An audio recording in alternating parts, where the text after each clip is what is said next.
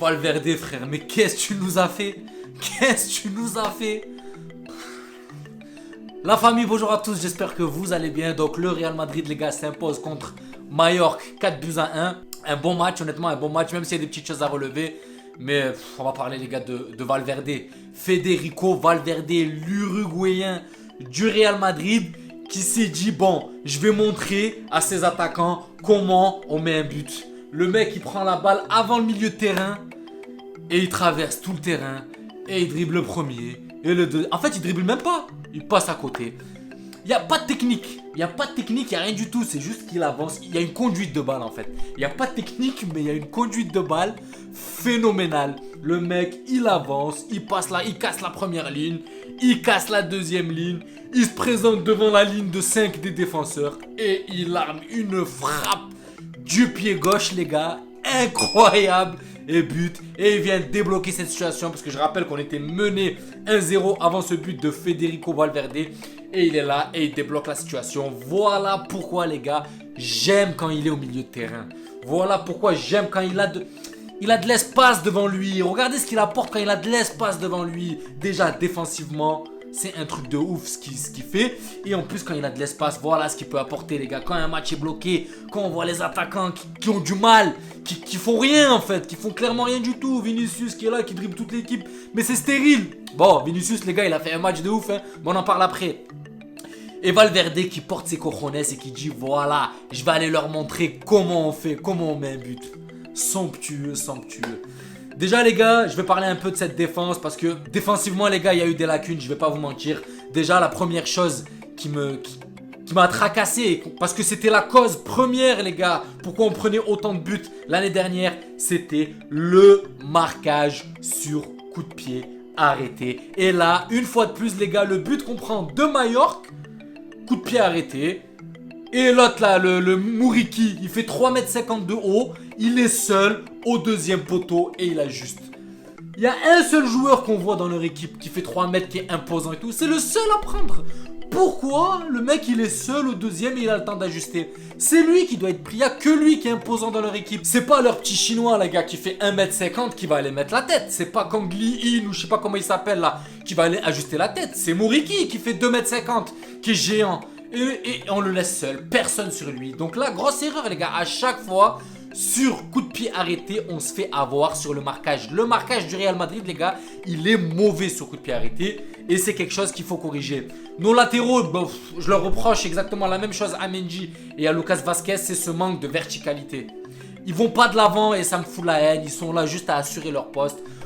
C'est exactement la même chose et c'est le même débat à chaque match. Ils veulent pas aller de l'avant, ils veulent pas se projeter. Ils se contentent d'ajuster leur poste de latéral. Ils apportent pas cette verticalité. La seule fois où il a fait Vazquez, ben voilà, il a gagné une faute, il a gagné un coup franc, il a gagné... Voilà, ça apporte un surnombre devant. Le seul moment où il a fait en deuxième mi-temps, ça a apporté un peu de surnombre devant. Mais après, malheureusement, quand il a fait, il s'est blessé, il est sorti sur blessure. Et Carvajal a pris sa place. Donc, déjà les gars, on n'a plus Vazquez. Il nous reste que Carvajal. Donc, Mercato, voilà, les petites erreurs qu'on commence à voir. On est là en train de densifier le milieu de terrain, mais on n'a pas de latéraux. Voilà, Mendy, s'il est blessé, on est dans la merde, il n'y a que Alaba pour combler. Et là, maintenant, on vient de perdre Vazquez, parce que Vazquez, c'est sûr qu'il a pris un bon petit coup. Il nous reste que Carvajal. Carvajal qui était déjà blessé en début de saison. Enfin bref, voilà. Donc la défense, voilà ce que je leur reproche, c'est le marquage sur coup de pied arrêté, il est mauvais.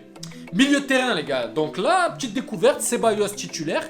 Et il m'a conquis, les gars. Franchement, il m'a apporté satisfaction. Ceballos, je vais pas vous mentir, je l'ai trouvé impliqué. Même quand il perdait la balle, ben, il se battait et il récupérait. Dans la récupération de balle, il était là. Il essayait de faire les transitions, il essayait de combiner, il essayait d'apporter un peu. Voilà, il y a une certaine maîtrise du ballon au milieu de terrain par Ceballos et ça m'a plu. Donc pour moi, les gars, il faut arrêter de nous casser la tête avec les Jude Bellingham, machin, là.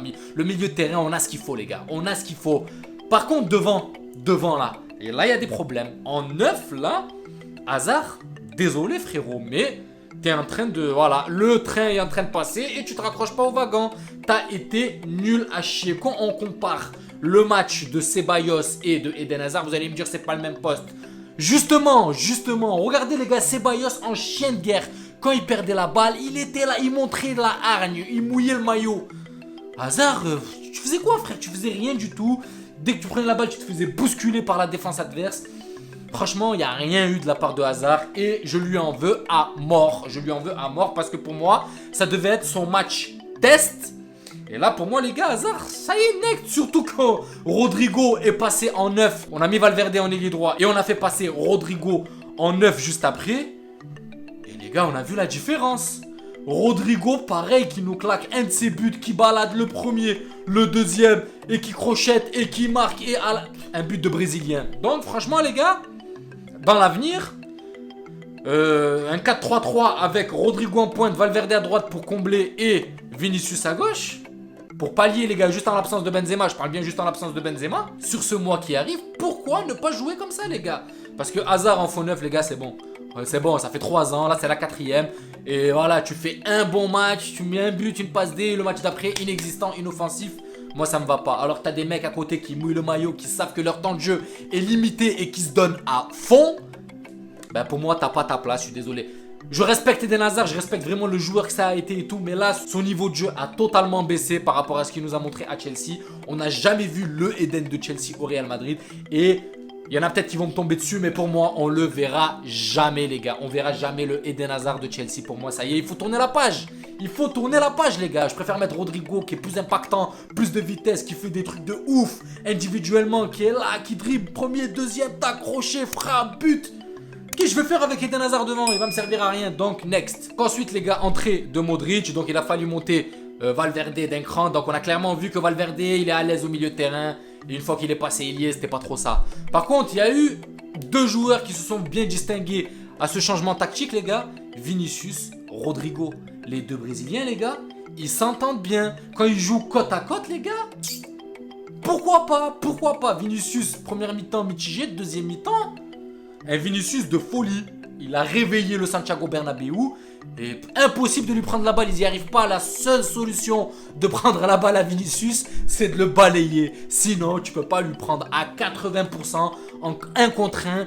Il va te fumer. Et même, j'ai envie de dire, même ses stats en 1 contre 2, ils sont en train d'augmenter. Avant, 1 contre 2, tu disais, bon, ça va être compliqué. Maintenant, 1 contre 2, il a beaucoup plus de chances de passer. Et maintenant qu'il a Rodrigo avec lui et qu'il peut combiner avec lui, les 2 Brésiliens qui se retrouvent entre eux, mais c'est royal. Donc franchement, les gars, 4-3-3, Vini, Rodrigo, Valverde, pourquoi pas? Et Rudiger qui vient lui aussi et qui met son but sur ce centre magnifique de cross dans les pieds. Rudiger qui ajuste. Et voilà, les gars, on s'en sort avec un 4-1. Un but qu'on aurait pu ne pas prendre s'il y aurait un bon marquage. Malheureusement, voilà, on s'est raté une fois de plus sur le marquage, sur coup de pied arrêté. J'espère que on va faire quelque chose un peu sur ces erreurs parce que ça arrive souvent les gars. Sur coup de pied arrêté, le marquage il est mauvais du Real Madrid et il faut le reconnaître. Donc voilà, dans l'ensemble les gars, c'est un très bon match du Real Madrid. Cette 5e journée pour moi elle m'a conquis. Voilà, 4-1, on sort avec un bon score, on est leader de la Liga. Et on part avec une fois de plus le moral blindé pour Leipzig mercredi. Voilà la famille, j'espère que le débrief vous a plu. N'hésitez pas à vous abonner et à liker, vous donnerez de la force à la chaîne. Et je vous dis à la prochaine vidéo et prenez soin de vous. Ciao la famille.